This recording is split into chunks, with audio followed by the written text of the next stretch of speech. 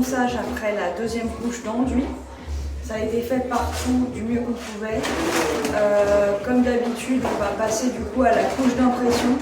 Ça va permettre vraiment de remettre en avant tous les petits défauts qu'on n'aurait pas vus. On va du coup ressortir le petit pistolet airless parce que là on va faire les plafonds et les murs. On va du coup protéger tout ce qui est fenêtres, murs en fer et tout. Et après on pourra attaquer, on va vous montrer tout ça en time-lapse.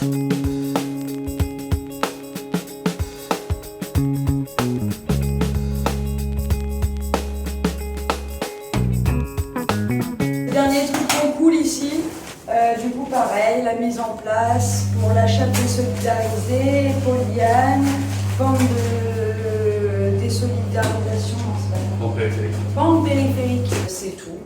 Voilà. Allons-y. Une chape sèche. Oh merde, putain.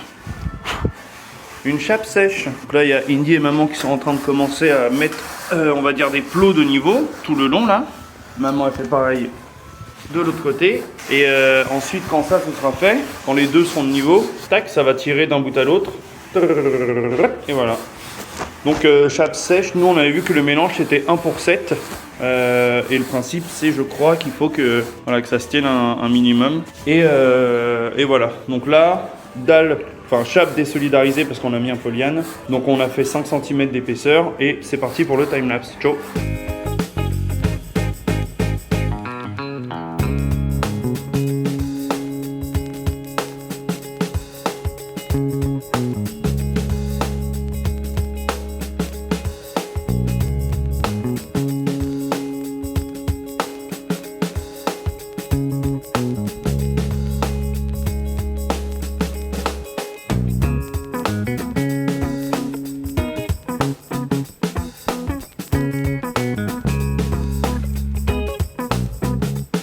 Bon, et ben c'est fini. Je vous montre le résultat. Quelques petits plans sympathiques, comme d'hab. Allez, c'est parti. Voilà ce que ça nous donne d'un peu plus près. Oui. Donc c'est relativement très plat. Hein. Et on est parfaitement de niveau aussi.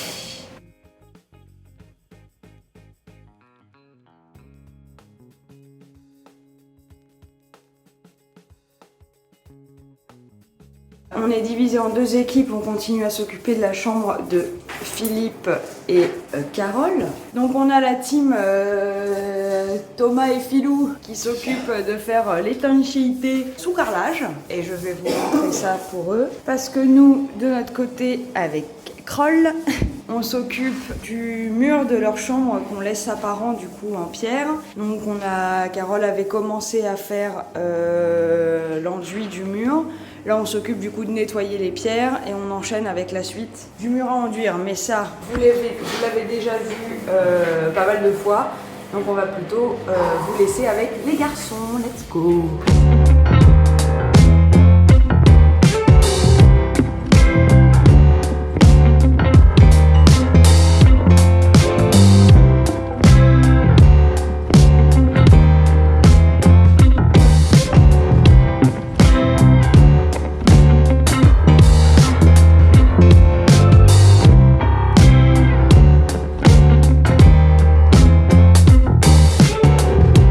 Voilà, le bac est installé. Donc une pose collée avec du mastic colle PU, là, c'est exactement le nom.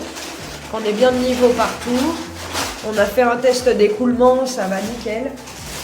Voilà, il nous reste le fond de joint à poser au fond. Ensuite un silicone, pose de carrelage, silicone et l'étanchéité sera finie. Voilà. Qu'est-ce qui s'est passé depuis la dernière vidéo? On a fait les joints au mastic acrylique, donc tous les angles des murs comme on avait fait pour le bureau. Ça fait une finition propre parce qu'avec les enduits c'est pas facile d'avoir un truc parfaitement lisse. On a tout bâché, tout préparé. On va attaquer la couche de peinture, donc les deux couches de peinture de finition, plafond et mur.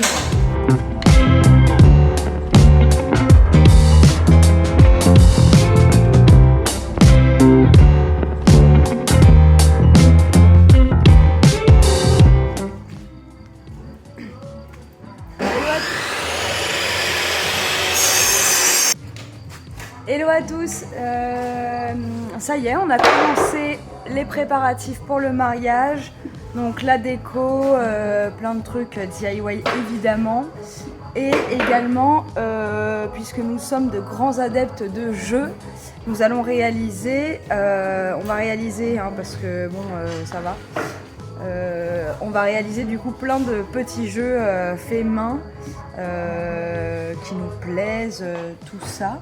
Je vous montre tout ça. Alors là, on est en train de faire la table du beer pong pour que ce soit un peu plus sympa et pour faciliter le travail. On a créé des petits trous où on viendra du coup placer les gobelets. Ensuite, au niveau des couleurs, je vous montre la gamme que nous avons. Donc ce sera toutes les couleurs qu'on va retrouver au mariage. Principalement ces quatre-là et quelques touches de ces deux-là. Voilà pour ça. Thomas, de son côté, qu'est-ce qu'il nous fait, Thomas? Il fait un truc sympa. Il est à contre-jour, Thomas, donc on voit rien. Ah, moi j'ai fait ça. Ouais. C'est une fontaine à la punch.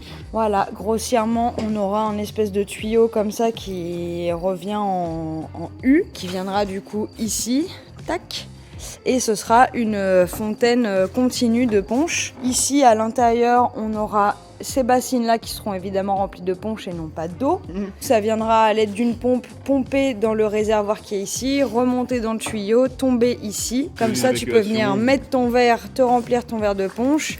Et d'ici, ça repart, il y aura une bonde dans un circuit d'évac et ça repart. Voilà. Donc, et ça, bah évidemment, la petite porte pour pouvoir changer le bac, mettre tout en place, etc. Voilà les copains, on continue. Qu'est-ce que tu nous fais là? Tu fais la deuxième? Ouais, bah ouais. Voilà, parce qu'il y en aura deux. Après, je vais voir pour si toujours plus d'alcool. Je vais voir si j'ai assez de bois pour faire la structure du Farm hall. beer yard. Ah. Il y a les grandes halls à faire aussi. Hein.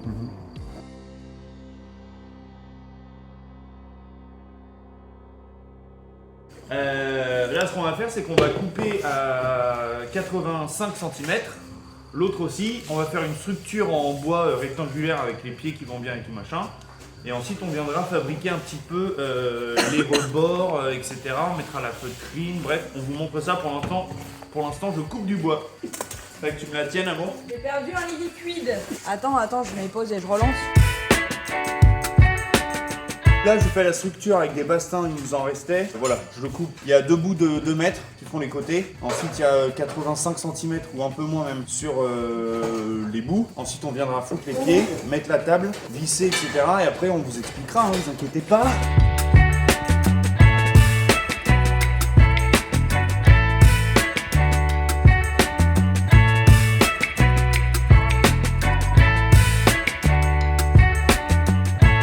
Nous en sommes avec le beer yard, aka le beer pong. Donc j'ai fait un premier trou en 73 mm de diamètre. Les boules qu'on a font 61,5, donc ça rentre nickel. Enfin dans l'ordre, on a utilisé, je sais pas où elle est là, hop, une cloche de diamètre 100 pour le bois, où du coup je suis allé au maximum là où j'ai mis mon trait. Donc c'était l'épaisseur des futurs petits plots, je vais vous expliquer. Donc dans un premier temps j'ai fait ça, tac, j'ai retiré, je l'ai fait sur tous. Ensuite je suis venu faire mon trou en 73 mm de diamètre, et ensuite avec les défonceuses, j'ai fait sur l'épaisseur des petits plots, des futurs plots, j'ai creusé ici autour, parce qu'en fait ça m'a grave aidé pour faire la défonceuse, pour faire un truc précis, un truc joli. Donc voilà, il y avait peut-être d'autres solutions, hein, mais en tout cas avec ce qu'on avait et tout, on a essayé de faire ça. Et ensuite, bah, là, le but du jeu, c'est tu rentres ta boule.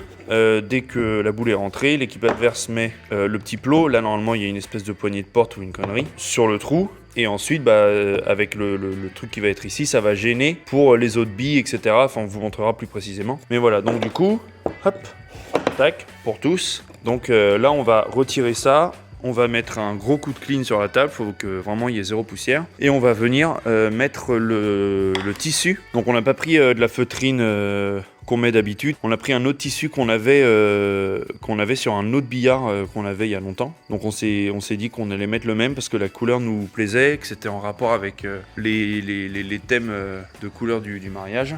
Coucou toi. Bonjour. Donc voilà, bah écoutez, c'est parti.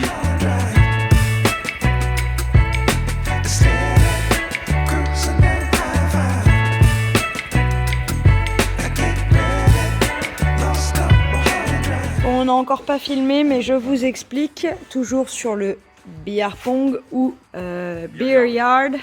Billard. Quand les boules de billard vont tomber ici, il nous fallait un système pour les ramener dans la récup. Donc on a tout simplement tendu par en dessous de la toile de jute. Hop, qui part d'ici, qui part en pente pour arriver bien ici. On a fait le test, mais là on a ramené les boules de billard, ça roule nickel. Voilà, donc c'est joli, pratique, parfait, super. Donc là on range un peu, on nettoie tout et on va faire un test, on va installer le tissu, voilà. On continue la réalisation du beer pong. On est venu poser le tissu, je l'ai protégé parce que je suis en train de faire la peinture. On est venu du coup découper au cutter à ras des trous et ensuite brûler aux extrémités puisque c'est du polyester pour avoir la finition la plus propre possible. Donc pour ça on a enlevé toutes ces parties là et on est venu comme pour ici faire un petit tourlet le plus propre possible et ça tout le long partout. Une fois que ça c'était fini, on est venu installer les petits rebords qui servent du coup à poser après tous les petits plots et potentiellement un verre ou deux. Du coup moi je m'occupe de la finition, c'est-à-dire la peinture. On prend terre cuite pour tout le pourtour.